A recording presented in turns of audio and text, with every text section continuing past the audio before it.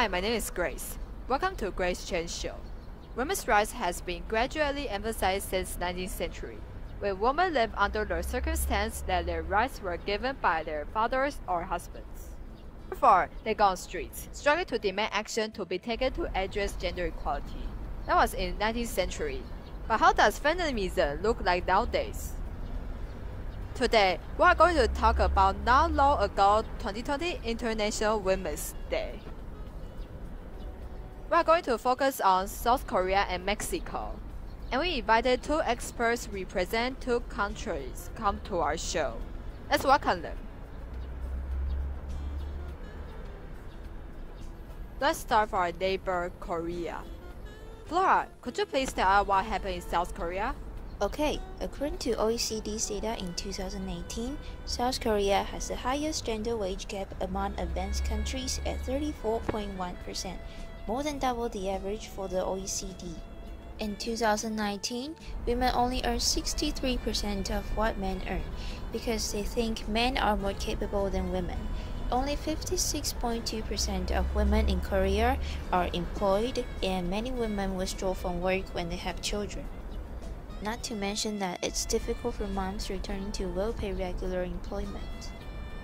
These problems can also explain the consequences that elder women's poverty level are much higher than men's. Oh, it's my friend from Korea, Kim Ji-young.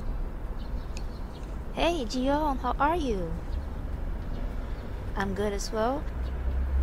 You know what? I'm on a TV show right now talking about feminism in Korea. You're just in time. You mind sharing what's going on there on Women's Day? Sure. On that day in my country, which was then reporting the highest number of confirmed coronavirus cases outside China, concealed most of the public Women's Day events. Not much people on the streets as usual, but there's still a good news that our first feminist party has signed up over 8,000 members. That means it's hoping to win 4 of 300 parliamentary seats up for grabs in an April 5th poll. Oh, I'll be glad to see that happen. And it's just like a timely help because recently chatroom sex abuse in Korea shocked the whole world. It's unbelievable that at least 10,000 people use the chatrooms and pay for access to see sexual photos and videos. As a Korean, what do you think? It's horrible and heartbreaking that the familiar issue is happening again and again in my country. It seems like women's rights in South Korea still has a long way to go. All we can do is going to the Blue House's website to sign a petition to make not only the suspect but also the chatroom members' picture public. Because not just the main suspect daughter is the killer, the people who had entered the chatroom are all accomplices. And how did the government respond? President Moon Jae-in called for police to investigate all members of the chat group, not just Joe. And the government will be responsible for deleting all the videos. All necessary assistance will also be provided to victims in legal or medical counseling. In addition, over 4 million people have signed 2 petitions demanding to make the heaviest of punishment for the arrested operator, and the government has released the main suspect's picture. Alright, thanks for your informative sharing. Thank you, Flora, and your friend Gio. Now let's turn to Mexico now. Joanna, could you tell us about women's situation in Mexico? Women in Mexico from past until now suffer from gender inequality like sexual assault or even femicide. According to the statistic by the authority, 2,833 women were killed during January to September in 2019, which means more than 10 women were killed per day. But those who committed such conscienceless crimes are often receive very little punishment or even acquitted. That makes women very anxious. Oh, that's terrible. So I bet they must have something to say through Women's Day. Yes, on March 9th, the day after International Women's Day, they held a large-scale strike called A Day Without Women. Girls didn't go to school while women didn't go to work. So you can see subway ticket booth with no ticket sellers on Monday morning rush hour. Then, what about those who couldn't join the strike? Single moms or daily wage workers? Oh, don't worry.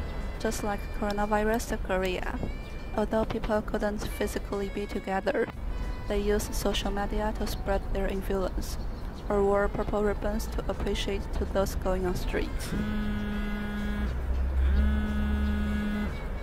Oh, it's my friend from Mexico, Anna. Hey Anna, how are you going?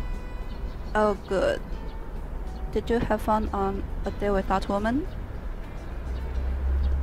Could you share with people on Grace Chan show? Really? Yes, Mom. I'm on TV. Wow. Alright. I did have a great time.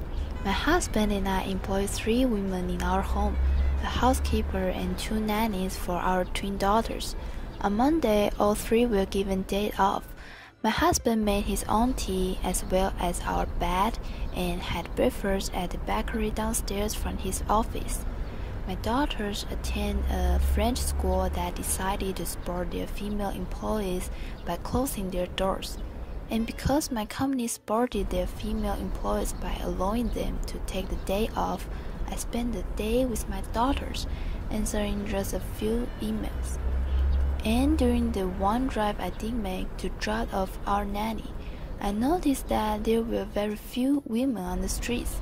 Those who were out making their commute to work seemed to be doing so awkwardly among the men going about their daily routine. Oh, okay. What do you think about this event? I think the strike is important because it makes the society to pay more attention to the value of women and make people know that without women, the society won't work smoothly. I'm glad to see that many companies supported the strike and gave the female employees a day off. It's worth to be celebrated. Oh, I see. Thanks for your sharing. I'll talk to you soon. Thank you. Bye. Thank you, Joanna and your friend Anna. Women's rights are still an urgent issue around the globe. It cannot be solved overnight. As we can see, no matter in developed or developing countries, gender equality has room for improvement.